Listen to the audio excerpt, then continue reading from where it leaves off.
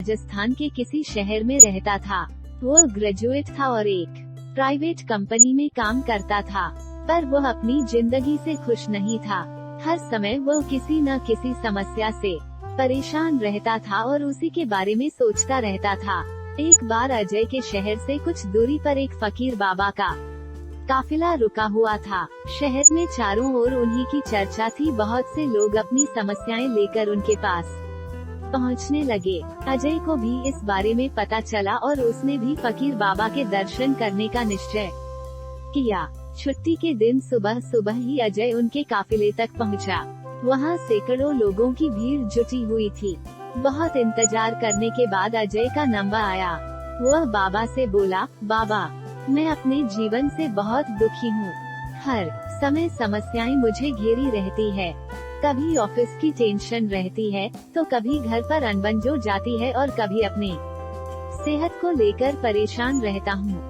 बाबा, कोई ऐसा उपाय बताइए कि मेरे जीवन से सारी समस्याएं दूर हो जाए और मैं चैन से जी सकूं। बाबा मुस्कुराए और बोले, आज बहुत देर हो गई है, मैं तुम्हारे प्रश्न का उत्तर कल सुबह दूंगा, लेकिन क्या तुम मेरा एक छोटा सा काम करोगे? अजय उत्साह के साथ बोला, जरूर करूंगा। बाबा बोले, देखो बेटा, हमारे काफिले में 100 ऊंट हैं और इनकी देखभाल करने वाला आज बीमार है।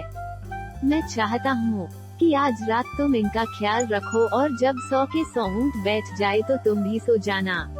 ऐसा कहते हुए बाबा अपने तंबू में चले गए। अगली सुबह बाबा अजय से मिले और पूछा, कहो बेटा, नींद अच्छी आई? अजय दुखी होते हुए बोला, कहाँ बाबा, मैं तो एक पल भी नहीं सो पाया। मैंने बहुत कोशिश की पर मैं सभी ऊँटों को नहीं बैठा पाया। कोई न कोई ऊँट खड़ा हो ही जाता। मैं जानता था यही होगा। आज तक कभी ऐसा नहीं हुआ कि ये सारे ऊँट एक साथ बैठ जाए। अजय नाराजगी के स्वर में बोला, तो फिर आपने मुझे ऐसा करने को क्यों कहा? बाबा बोले, कल रात तुमने क्या अनुभव किया? यही न कि चाहे कितनी भी कोशिश कर लो, सारे ऊँट एक साथ नहीं बैठ सकते।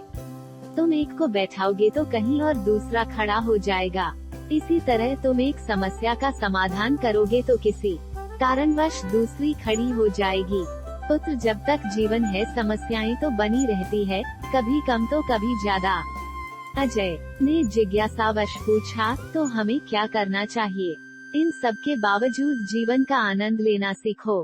कल रात क्या हुआ? कई ऊँट रात होते होते खुद ही बैठ गए, कई तुमने अपने प्रयास से बैठा दिए, पर बहुत से ऊँट तुम्हारे प्रयास के बाद भी नहीं बैठे और जब बाद में तुमने देखा तो तुमने पाया कि तुम्हारे जाने के बाद उनमें से कुछ खुद ही बैठ गए। कुछ समझे, समस्याएं भी ऐसी ही होती है, कुछ तो अपने आप ही खत्म हो जाती है, कुछ को तुम अपने प्रयास से हल कर लेते हो और कुछ तुम्हारे कोशिश करने पर भी हल नहीं होती। ऐसी समस्याओं को समय पर छोड़ दो, उचित समय पर वह खुद ही खत्म हो जाती है। और जैसा कि मैंने पहले कहा, जीवन है तो कुछ समस्या रहेंगी ही रहेंगी, पर इसका यह मतलब नहीं कि तुम दिन रात उन्हीं के बारे में सोचते रहो। ऐसा होता तो ऊँटों की देखभाल करने वाला कभी सो नहीं पाता। समस्याओं को एक तरफ रखो और जीवन का आनंद लो, चैन की नींद सो जाओ। जब उनका समय आएगा तो वह खुद ही हल हो जाएगी। पुत्र, ईश्वर के दिए हुए आशीर्वाद के लिए उसे धन्यवाद करना सीखो, पीड़ाएं खुद ही खत्म हो जाएगी।